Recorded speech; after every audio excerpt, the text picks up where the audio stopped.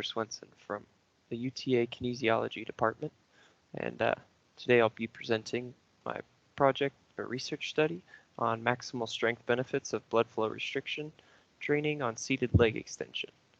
This research was sponsored by Judy R. Wilson, that's Dr. Wilson, of the Kinesiology Lab, and I'll share my poster real quick. So the specific purpose of this study that I was performing was to research whether there was significant difference between training traditionally with resistance training versus training with blood flow restriction in the same manner, just including blood flow restriction, and whether or not that created a significant difference in strength benefits over time. For this study, I took 20 college-aged women that volunteered to participate from the UTA student body. I asked them to perform a 6-week protocol, which included leg extension exercise as well as a dynamic warm-up, including a cycle ergometer and several different movements across the field, such as skipping, lateral shuffles, karaoke, and walking lunges. These women started off with measurements of their height, weight, thigh circumference on each leg, as well as a 1-rep maximal test to determine their max exertion on a single leg extension exercise. We took these values and compared them before the protocol was in place, and then compared them afterwards as well. The protocol involved 2 sets of 10 reps, 10 to 12 reps of seated leg extension, single leg. During the study, we included 1 leg at random. So the very first day we flipped a coin to decide which leg would be included. This was the blood flow restriction leg and the treatment leg. And then at the very end, we compared the 2 values of their 1 rep max beginning and 1 rep max at the end.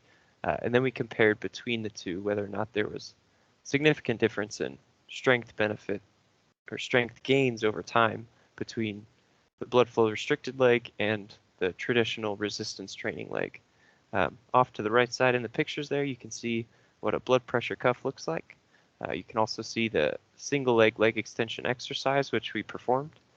And on the right side, you'll actually see a similar study that was done looking at high loads of 70% of their 1 rep max during a 5-week study where they incorporated similar protocols where they had them warm up, perform these exercises, and looked at their pre and post scores for maximal strength.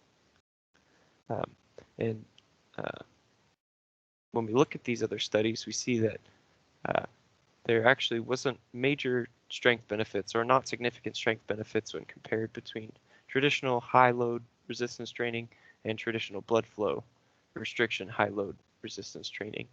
And but we can look at some other studies that have shown previously that when performing low load exercise training and performing low load exercise training with blood flow restriction, there is a significant difference in that the low load resistance training with blood flow restriction had a greater increase in maximal strength.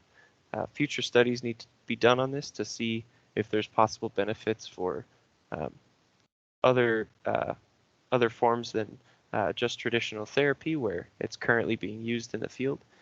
Maybe it could be done for overuse injury, or it could be used for athletes in the off season still trying to maintain their strength benefits without overloading the tissue and allowing their body to recover, their joints to recover and not be loaded as much. I really